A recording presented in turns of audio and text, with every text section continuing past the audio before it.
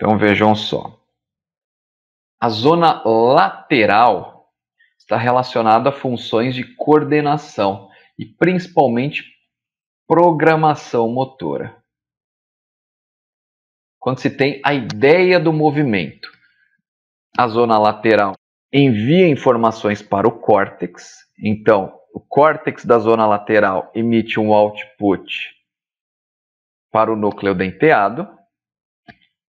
As informações do núcleo denteado, então, são projetadas para o córtex motor. Por qual via? Via dento-tálamo cortical. Então, dento-tálamo cortical, onde se tem a ideia do movimento. A aferência do córtex, que antecede esse output, parte de diversas regiões do córtex associativo, de áreas secundárias e terciárias, principalmente terciárias, do córtex frontal, parietal, temporal. Essas informações projetam-se, então, por uma via descendente em direção à ponte, fazem sinapse com núcleos pontinos. Essas fibras são chamadas de corticopontinas. Em seguida, os núcleos pontinos projetam-se para o córtex da zona lateral, dando então a ideia de movimento. Esta via aferente, a via aferente também é chamada de via córtico-ponto-cerebelar. Córtico-ponto-cerebelar.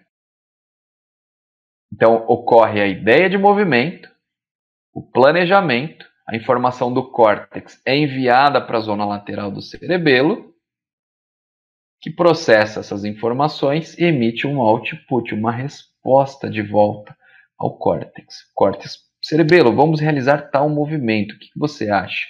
Como a gente deve executar esse movimento, cerebelo? Vamos fazer assim, assim e assado.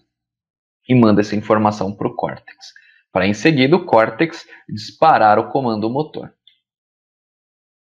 Diferente da zona paravermiliana, que vai atuar depois que o movimento já se iniciou.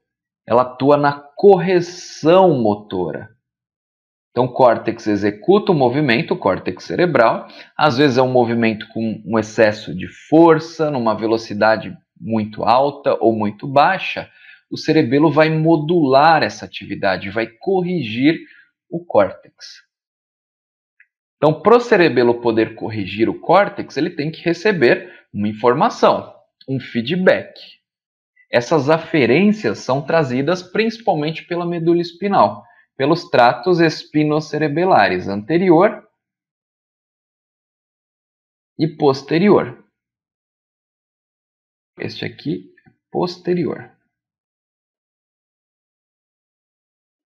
Ok? O anterior informa o cerebelo sobre o grau de ativação do trato córtico-espinal, enquanto que o posterior envia informações em relação ao tônus muscular, ao grau de ativação da musculatura.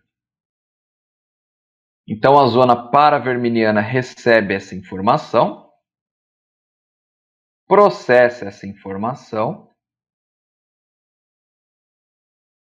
e estimula os núcleos globoso e emboliforme, ou seja, núcleo interpósito, que vai emitir a resposta de correção para duas regiões, para o núcleo rubro e para o córtex motor via tálamo. Então, existem duas vias motoras aqui. As vias aferentes estão relacionadas aos tratos espinocerebelares. As vias motoras constituem a via ou trato interpósito, rubro, espinal, interpósito, tálamo cortical. São duas vias de saída aqui. Já a zona vermiliana participa do controle da postura e do equilíbrio. Recebe aferências vestibulares. Essas aferências podem ser do órgão vestibular, que chegam diretamente para o cerebelo, principalmente para a região do nódulo, e flóculo, que não está diretamente relacionada com a zona vermiliana, e dos núcleos vestibulares. O córtex, então, processa essa informação, referente ao equilíbrio, à posição do corpo, dá um output para os núcleos, no caso, o núcleo do fastígio, de onde parte a resposta motora para os núcleos vestibulares, que em seguida geram a resposta por uma via descendente do sistema medial, que é o trato vestíbulo-espinal, que irá promover um ajuste da postura e, consequentemente, o equilíbrio. Então, comparativo agora da zona lateral e zona paravermiliana. Um resumo dessas duas zonas. A zona lateral vai atuar no planejamento e na programação motora. Ela é ativada antes do ato motor ocorrer, antes do movimento acontecer. Recebe aferências do córtex terciário, tanto frontal, parietal, temporal, via trato córtico-ponto-cerebelar. A resposta é enviada para o córtex motor secundário via dentotálamo cortical. O núcleo denteado está relacionado com o output dessa zona. Já a zona paravermiliana vai atuar após o ato motor ser iniciado, após o movimento. De que forma?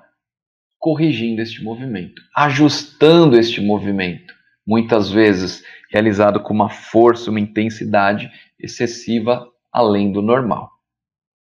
As aferências vêm diretamente da medula espinal via tratos espinocerebelares anterior e posterior, como descrito, e as eferências para o córtex motor primário e núcleo rubro, via trato interpósito tálamo cortical e interpósito rubro espinal, para corrigir o movimento. O núcleo envolvido com a saída, com o output, é o núcleo interpósito.